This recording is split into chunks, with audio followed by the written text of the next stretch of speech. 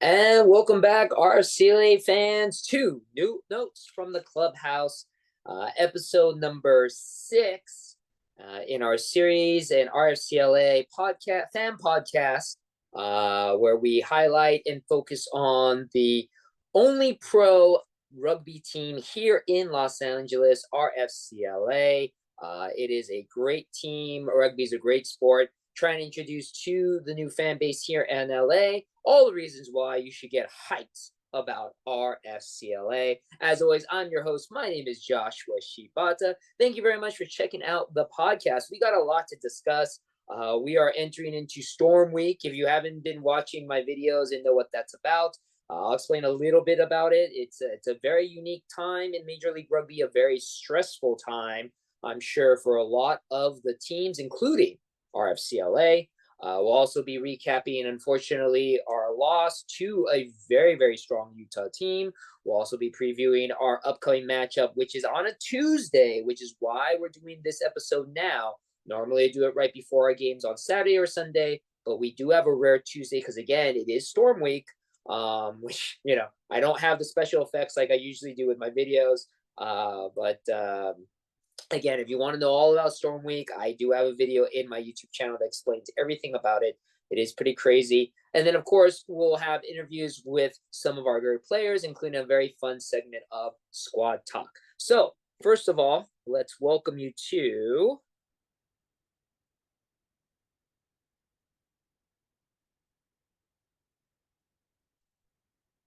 our show here. And this is Notes from the Clubhouse. I do want to give a shout out to Dalen, who has been amazing. He's an amazing artist. He's the artist that does a lot of the work. If you've seen the artistic renderings of each of the members of RFCLA, that is Dalen that has done that.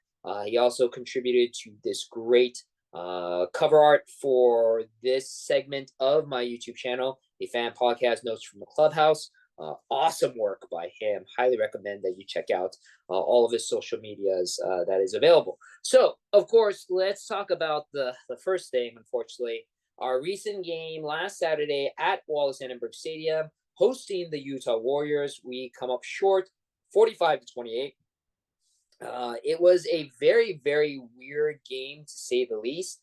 First of all, as mentioned before in my preview, Utah coming off of a bye, and they came out guns blazing, especially with 2 tries from Joe Mono, who, as I mentioned before, one of the top try scorers in the country. Those 2 tries have led him to the top of the try scoring board with 9 tries of the season. One of those tries was a beautiful kick pass from the fly half of the Utah Warriors, D'Angelo Luila, who I mentioned before. Again, very, very dangerous. He was a perfect 6 for 6 off of the tee as well. Big contributor to a lot of the reasons why Utah won.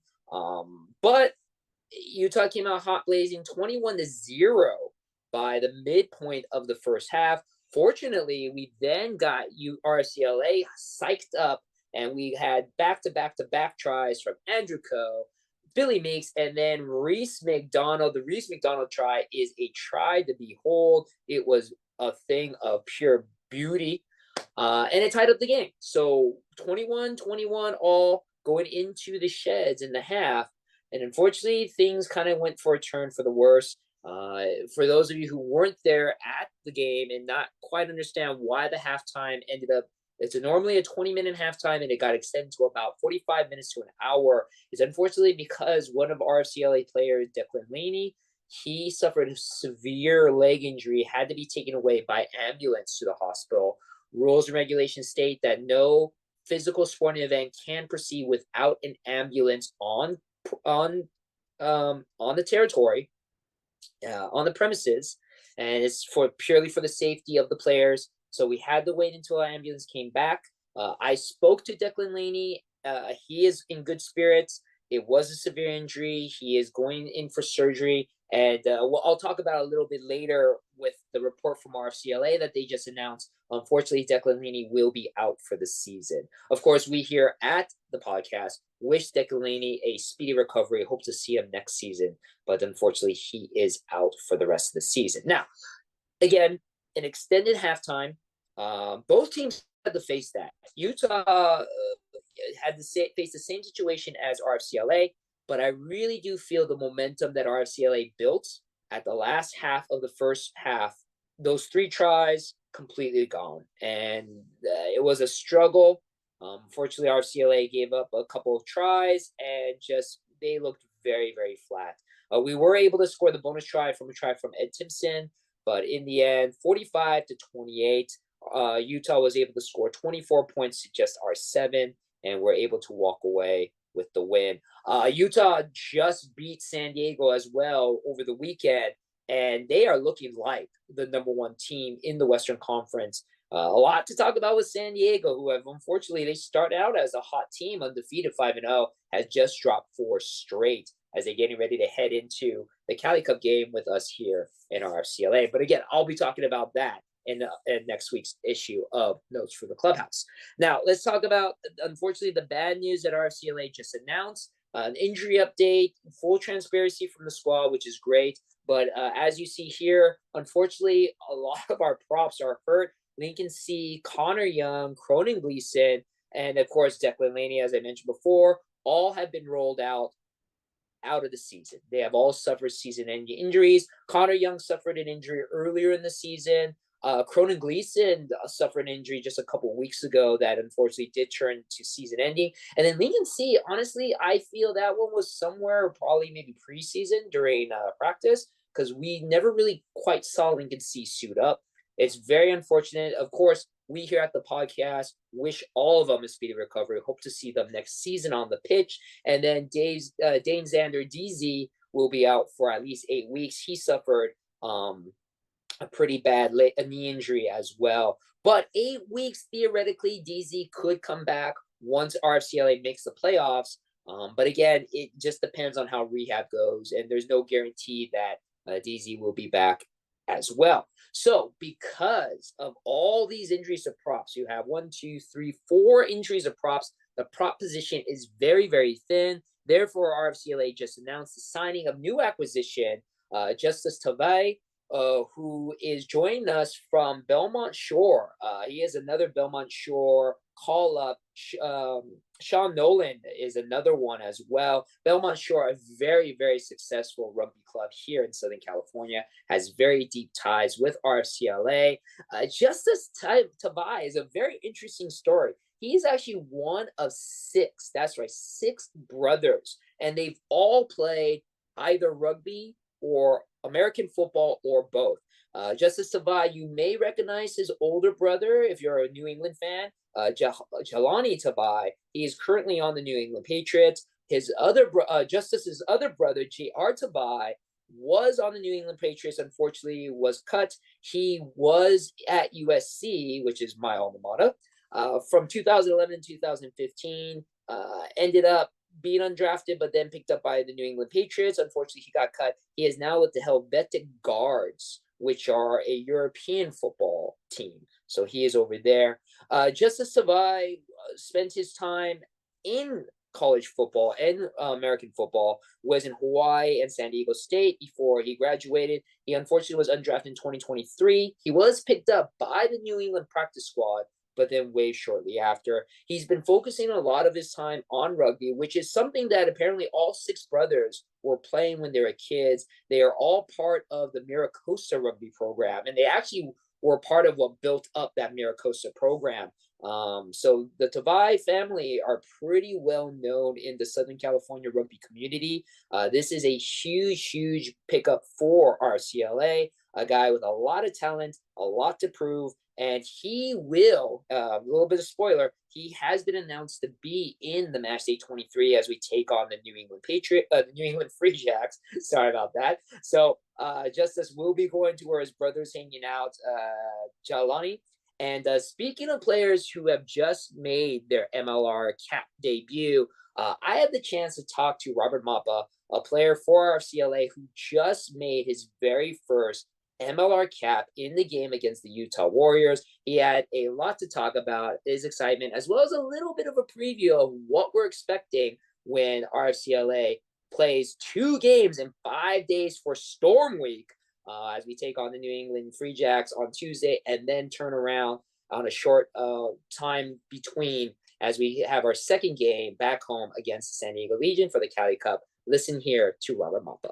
Moment, because I've been talking to you while, we're at watch parties or you're on the side, and I know you've been waiting to get your chance to play.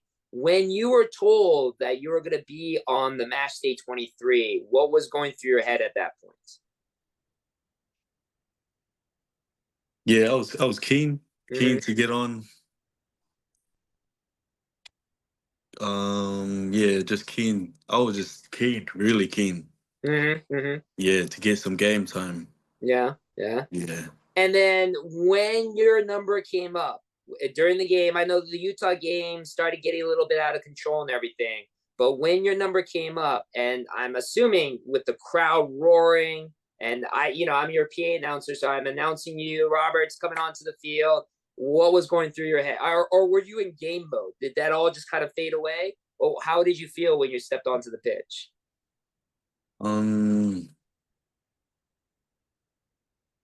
Yeah, I felt great, felt good. It's like, yeah, I was just happy. Yeah, I was happy to get on the field. And then no injuries, nothing coming off of the pitch. Yeah, no injuries. Good. Still fresh. Yep. Good. Because I know that I'm assuming you and the boys know about this. The upcoming schedule is going to get really crazy for RFCLA. You guys have a game against the New England Free Jacks on Tuesday, and then you got to come back to LA for a game on Saturday with San Diego for the Cali Cup. We're calling this Storm Week because we're shoving all these games into a small amount of time. Is there going to be a strategy of when players are going to play, when players are going to rest? I'm assuming this is going to give you a chance to really get to see some minutes onto the pitch, right? Yeah, it definitely is. Yeah, they're giving the older boys a rest.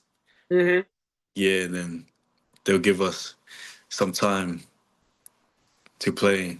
What is the mentality of the team facing those two games? If you can reveal anything to us, I mean, are we going 100% for both games? Are we trying to maybe save ourselves for one game being more important than the other? Or are we, again, going 100% at both games and just trying to win? Yeah, we definitely gonna go 100% on both games. Yeah, with some fresh legs with the New England game. Yeah, but yeah, we'll just put some fresh leg. Like from what I see, like there are some fresh legs to run out against New England, and then yeah, the bigger names will come. Well, I think they'll come on the Cali Cup game. For San Diego? Yeah. Okay, yeah, I could definitely see that strategy. And again, I want to thank Robert Mapa for the time and letting us in a little bit on the strategy that RFCLA is focusing on. As you heard, kind of letting a little bit of the younger players like himself focus on the New England game, while we're letting the older players, the big boys, come out for the very important Cali Cup games. I feel both games are very, very important, but this is about roster management. So again, if you don't know what Storm Week is, basically for Storm Week, it's cramming in a 18-week season into 17 weeks. So it's creative booking on how games are played, but unfortunately, a good majority of teams have to play a bunch of games in a shorter amount of time. RFCLA is one of them. As I mentioned, we have to play, normally we would play 2 games in the span of maybe 6 to 7 days. We're actually playing 2 games in 5 days. So we're losing about 2 to 1 day of rest, which again may not seem like a lot in the long run, but it actually is huge for rugby players because it's such a physical game. This is going to force team coaches and management on how they're going to rest players, how they're going to use players, what players are going to play when. because again, you don't want to lose a player unfortunately to injury. And if you watch last weekend, there were a couple games where there were a lot of injuries, unfortunately, and teams have already been struggling with injuries. Just mention of all the players that are injured for RFCLA. Rugby is a very physical game. It really is a game of what I call attrition. It's really about not necessarily how hot of a team you are at the start of the season. It's how well intact you are at the end of the season. And Storm Week doesn't help. It really doesn't. The reason why we have to cram all these games in, and I forgot to mention, is because we do have a very active international test season coming up for the summer. It's the summer of rugby. Again, I have a video explaining all about that on my YouTube channel. The USA Eagles team, the men's team, is going to be playing quite a few games over the summer. And it's a very important year because this is a qualification year for the 2031 Rugby World Cup that will be hosted here in the United States. It's very imperative. For the 2027 Rugby World Cup, the lead up to the 2031. It's very, very important for us to make the 2027 Rugby World Cup because we didn't make the last Rugby World Cup in 2023. So we really need to catch up and give a lot of our players that experience to play on a top tier international level. So this year is a qualification year. It's very important that we play our A game. And that means we need to make sure the players that are playing in Major League Rugby that are USA Eagles eligible players, we have 3 of them on our team. We have Jason Dom, we have Christian Dyer, and we have Mikey Sosenefiagai. We need to make sure that they are ready to play in those test matches after the MLR season ends. Last year, literally right during the MLR playoffs, we had test matches. We actually had to take a break in the playoffs to allow players to play that, and it disrupts everything. So the way that Major League Rugby decided this year was to end the season early, so it gives the players who are USA Eagles players chance to really rest, get together, and focus on the international test games.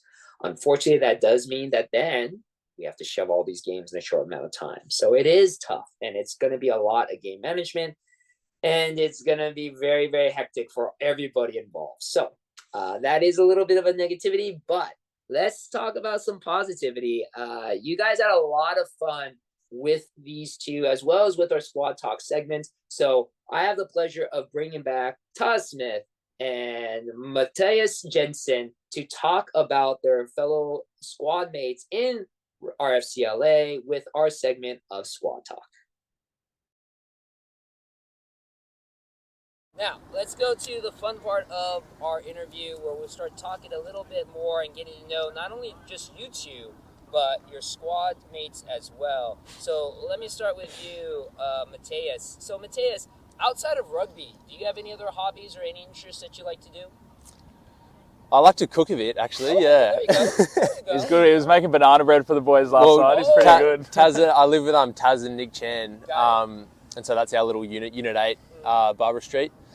And so, you know, like we get a fair bit of time off because we finish early in the day, and so I like to get home, do whatever I need to do, and then get in the kitchen and cook up a feed. So what is your Taz's banana bread, which, by the way, I love banana bread. My mom made, obviously I got to be very partial, my mom makes the greatest banana bread. But I really love banana bread. Is there any other dish that would be your specialty? We've done, as a household, we've done a few 10-hour slow roasts. Oh, wow. Okay. There you go. So we did pork one time, and then we did beef, both for tacos, but we chuck it in before we go to training in the morning, and then just come home. Simmer and cook. Come home and then make some tacos out of it. That's probably been the two best meals we've had. Very cool. And then Taz, I don't know too much about you outside of rugby. Do you have any interests or hobbies, or what do you do when you're not thinking about rugby? I mean, honestly, it's probably just hanging out with the boys, and you know, especially being here when you don't have your family or girlfriends or anything here. Like, we're with the boys pretty much all day. So I think getting down to the beach, I don't really like being at home too much, same as MJ. So we like to get out, get to the beach, you know, go to some views around Palos Verdes and stuff. And then, just see what LA has to offer. Like, we go different restaurants, different cafes, love going to sports LA games. Definitely has a lot of restaurants, and just the food culture here, I think, is really Yeah. So I don't think I'd have any, like, specific hobbies, but, just being active and getting outside, I think. There you go. Now, you guys mentioned you are roommates. I wish I knew about that so we can get Nick here with you guys. You guys could all talk together about each other. But let's start with you, Matias. So, if there's one gripe you have about Taz as a roommate, Oh, here we go. what is that gripe? I can't think of anything actually. Oh, that's huge. What a nice roommate. We could name a few He's about pretty good. Channy. He's but... pretty good. Yeah, lucky Channy's not here. Oh, okay. Well, maybe we'll do it afterwards. But, okay, Taz, how about you? I mean, honestly, I don't know what you can say about Matias because he's so nice about it, but is there one thing that Matias does that gripes you? Mate, he's cooking for me a couple nights a week, so I can't be complaining at all. Well, actually, yeah, he'll either cook for us a couple nights a week or he'll cook up a little bit of apple crumble or banana bread, so no complaints here. Yeah. No, we've actually got a pretty stable household in that sense. The three other Sydney boys from Randwick, they're always arguing, so we like to laugh at them. Yeah. But yeah, You guys are the stable group. we're the stable ones for sure. We're doing pretty well so far. Yeah, look at them if you're looking for gripes. Yeah. All right, then let's talk about this. So, I'm assuming when you guys travel, you guys are traveling together then. You want to be the roommate and travel partner. Now, I'll start with you, Matias. Matias, is there anybody on the team that you do not want to be a roommate with or just, like, don't want to travel with? Ben Sugars. Ben Sugars? Yeah. Now, why Ben Sugars? Ben Sugars. Well, he's part of that Sydney household, so he can get bickering, but he can be hard to control sometimes. Okay. Sometimes. You know, he's good. I've got a great selection of people, and like he's just happens to be the most difficult. Sure. Got it. And you, Taz? If you I had to think- have one person that you absolutely cannot be a roommate with. I think everyone's pretty good. Everyone's really good as a bloke. It's more, I think the snoring for me, I'm a pretty light sleeper, so that'd get me. I've been told Matt Heaton is one of the great snorers of all time. Matt, I interviewed him with Andrew Coe. He says that he brings earplugs for his roommates. Yeah. He is that bad. Yeah, and then I've had Lincoln C before, who best bloke ever, loved the man to bits. But it's like a plane's taken off in the room all night. It's crazy. But yeah, apart from that, maybe just Dane Zander, just because absolutely love the bloke, but we go at each other like nothing else. So Really? in a good way, in a loving way. Yeah, interesting. But yeah, we'd probably take each other's heads off if we were together for too long. Interesting to know. All right. Well, then now let's go with this one. Out of your roommates, if I were to offer you $1 million, okay, but the catch is this. You have to, and nobody calls anymore, but you have to text one of your teammates, and they have to get back to you within 5 minutes. That's how you get your $1 million. Matias, who are you picking? Jenny. Yeah, he's on his phone all the time. Good Chan? Yeah. Got it. And then how about you, Taz? I'd probably say Channy as well. He's not very trustworthy though. Maybe I think he'd happily let it slide through if I messaged him. But yeah, maybe Seth Purdy is on his phone a lot, loves to talk. Probably Seth. Got it. Now reverse that. I'm gonna give you $1 million. You have to text one of your teammates on RFCLA, but they cannot text you back within the day. Oh, within the day. Within the day, they can't text you back within the day. So who Just is- teammates? Yeah, only RFCLA teammates. Okay. You can't pick anybody else. I'll tell you, like MJ would have been, I don't know about the whole day, but MJ, we try to challenge ourselves in our house for screen time hours on our phone, and his are like ridiculously low. So it'd probably be MJ up there, which is a good thing because he likes to stay off his phone. He's Yeah, enjoying life. but it would probably have to be MJ uses his phone the least. Okay. Yeah. How about you, Matias? If I was to not get a reply,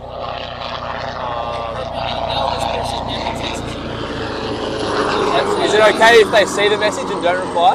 I'm sorry, say again? Yeah. Can they see the message and then not reply? Right. Because sometimes that happens. Right. Oh, I mean, Yeah, they can see it and leave you on scene. They just can't reply. yeah, okay.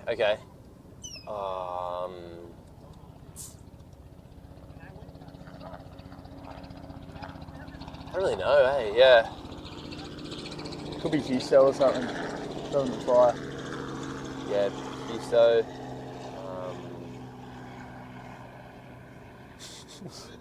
Maybe Mups? I feel like Yeah. Mups wouldn't reply to me. Robert Robert Mapa. Mapa, that's so true. Yeah. Okay, interesting. Interesting answer for that one. All right, next question. Not assuming you guys are in any legal trouble, but say you had only one phone call, and you know this person. Oh, better one. Okay, you guys are traveling internationally. You forget your passport. You only have time to call one person, and you know this person is going to get you your passport. Teammates. Who is that teammate? I reckon it's got to be probably Jason Dam. Oh, really? Okay. He'd go out of his way, yeah. Nice. I reckon for sure. Okay. I was thinking the same. Jace or Heater. Yeah. Probably Heats. two of the most reliable people ever. Yeah. I can see that. Two of the dads of the team. Yeah, I was going to say, Matt Heaton, the dad. Yeah, I can definitely see Wouldn't that. trust Gonzalo or Billy, though, out of the other dads. Say that again? Wouldn't trust Gonzalo or Billy to do it. Nah, not out of those dads. They would be leaving the message there. No reply. Interesting. Now this one, I know Taz likes this question. If you guys had to be stranded on a desert island for, let's say, a month, okay? You have reserves and supplies and whatever, but you have to be with one other teammate for 1 month. Nobody else is on the island. Who would that be? I'd put Jack Shaw up there. He's a great outdoorsman, and he's tolerable. I think he's more than tolerable. Great man.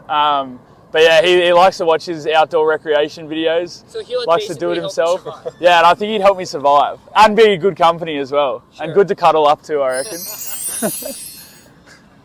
Ooh, I think Declini came to mind. Oh, okay. Actually, Yeah. Nice. real chill guy, surfer too. He could probably teach me how to shred while There we're you stuck go. out there. Got nothing else to do? Enjoy it? Yeah, easygoing guy. Yeah. Yeah. Awesome. Last couple was, this one's always a good one. In training, you guys are always practicing, taking tackles, giving tackles. Who is the one person on the team that you don't want to take a tackle from? Like, you see him line up across from you, you're like, oh man, not this guy. What do you reckon? Will Leonard. Yeah. I've heard Will Leonard Put some shots on. Yeah, he goes hard. Yeah, probably Semi Kunitani's probably up there. Yeah. I think Dane Zander likes to think it'd be him, but I'd take his head off if he ran at me, I reckon. But Semi's probably the one I couldn't take. There you go. And then last one, out of all your teammates, who is the one teammate where you know if you guys want to go someplace, you guys want to party, like, hey, we're all going to go to Tijuana, let's go. This guy will be down for sure. Down for sure, Down going to for Tijuana. Seth Purdy's probably up there, yeah. Interesting. Probably book the flights for us too. He'd be the one taking us along. He'd sort us out, I reckon. Yeah, 100%. Awesome.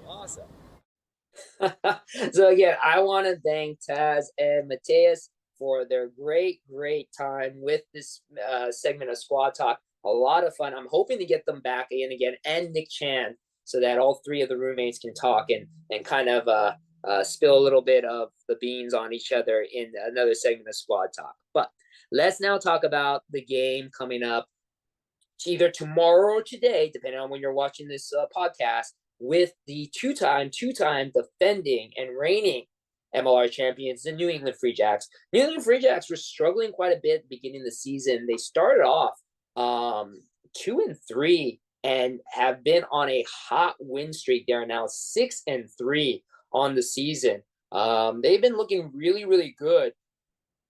But with that being said, I don't feel this is a 100% squad. And I don't know if it's because of all the injuries that they've been suffering, or if it's strategy, because they just played a game against the Anthem Carolina over the weekend. And so they played on Saturdays. They have 3 days turnaround to now play us RFCLA. I told you, this Storm Week is brutal. We have 2 games in 5 days. The New England Free Jacks had 2 games in 3 days. It's literally ridiculous. So again, I don't know if the squad that's presented is just to preserve the team and make sure that there's no serious injuries, because again, they are suffering quite a few in some very pivotal positions. But it will be a very interesting game. This is a rematch from week 1. Week 1, unfortunately, we did come up short, RFCLA, to the New England Free Jacks. It was the season opener, home opener at Wallace Edinburgh Stadium. We lost, but just by a little, 17-24. It was a very close game. I felt very strong and proud about RFCLA because, again, New England Free Jacks were the reigning, defending, two-time MLR champions, and we came within 7. So it was a good performance. I feel, honestly, we can do better on this one. So you look at the squad for New England, they announced it right now. Already you see there's no Andrew Quattrin.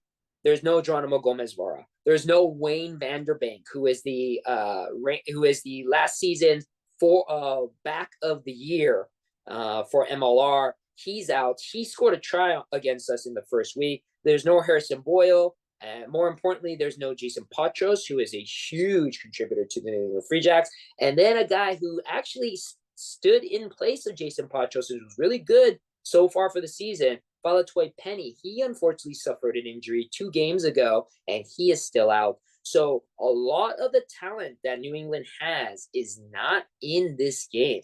Also, too, Caleb Geiger, LaRue Milan, and then Jed Melvin, who Jed Melvin has 6 tries in the season. He is one of the top try scorers for Major League Rugby as well as for the team. They are started on the bench. So an interesting strategy to put them there. But there are still some people we got to watch out for. Of course, no further than Paula Bellicana, who has 6 tries himself. He scored a try against us in the first week as well. And then some people that, might be under the radar, but you got to be careful of. Isaac Olsen and Oscar Lennon have both been very impressive so far for New England, especially as young players for the team, the players that we definitely got to watch out for. And then Brock Webster. Brock Webster, I love. He is a Canadian sevens player that's making the transition over to Brock Webster is a U.S. sevens player, has played around with it, making the transition over to Major League Rugby. Very, very talented guy. I think he is really, really talented and somebody that we got to watch out for as well. So there is still some talent, but again, no Andrew Quatrain, no Wayne Vanderbank, no Jason Patros or Falatoy Penny. A lot of key pieces not playing. So I really feel good about our chances in this game. And now you see our line. And our lineup is also going to be quite different than week number 1. As we talked about with Robert Mapa, it's going to be a chance for a lot of the young boys to take the starting role here in this game. But people that we have seen before. So we have the return of Lucas Burr to the lineup at the number 4 spot flanker. This is his 3rd start of the season. He's going to take place for Yuri Van Buren, who actually is on the travel squad with the team. I believe Major League Rugby is allowing one additional player to travel as an injury reserve, just in case anybody gets hurt at the last second. We do have the option to sub them out. So Yuri Van Buren will be traveling with New England, could possibly step in if anybody is hurt. But Lucas Burr takes his spot. And then we also see the return of Semi Kunatani, the Olympic gold medalist Fijian sevens player, who this is only his 2nd start of the season.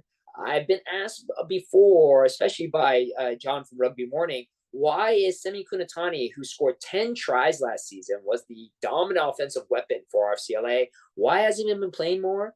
Well, it's simply because, again, you have a guy like Ben Houston, who has been phenomenal at the number 8 spot. He is much younger. Semi is a little bit older. We have really been giving Semi the chance to just rest because Ben Houston has been a beast. And as you see, Ben Houston isn't in the lineup, so we're actually giving Ben a chance to rest. More than likely, he'll probably show up in the San Diego game. But hey, the fact that you have a guy like Semi Kunatani that's going to come in as technically your reserve starter, that's phenomenal. Then also, too, we have the first start of the 2025 season for Tas Smith at the scrum half. Another person that has had to sit out, Christian Lealifano, who's been phenomenal so far this season. He's been the top point scorer for RFCLA, and I believe he's 2nd now in the entire league. He has been clutch. We're giving him a chance to rest. So Tas Smith, who's like a phenomenal player, Tas, he is getting his chance to start, and he is not a bad replacement to have him come in as the starter. And of course, Sean Nolan makes his return. 2nd time he started, again, came from Belmont Shore, had a phenomenal rookie season last season. Great to see him start. We see the return of Nick Chan at number 12. He's been suffering some injuries, so it's great to see him and his roommate, Matias Jensen, starting at the 12 and 13. And then we have the debut for RFCLA of Bogan Isaacs. If you're familiar with my YouTube channel, you saw him unfortunately taking a shot of hot sauce. But Bogan Isaacs, one of the most talented backs in Major League Rugby. We got him from the Dallas Jackals in the expansion draft, in the dispersal draft, and he's just been waiting and chomping at the bit to start. This is his chance to shine. And honestly, I feel that just shows the depth of RFCLA that we have a guy like Bogan Isaacs, who on any other team would be a starter. He is now getting his chance to start now, fresh, mid-season. He is going to come in with no injuries. It's a great person to have come in as a starter or fullback. Then if you look at the bench, again, as mentioned before, Justice Tavai, who just joined the group, is getting the number 17 start. So it'll be his first time starting Major League Rugby. He could possibly get his first Major League Rugby cap. Matt Heaton, Gonzalo Bertrano, who's been phenomenal, and Reese McDonald are all reserves.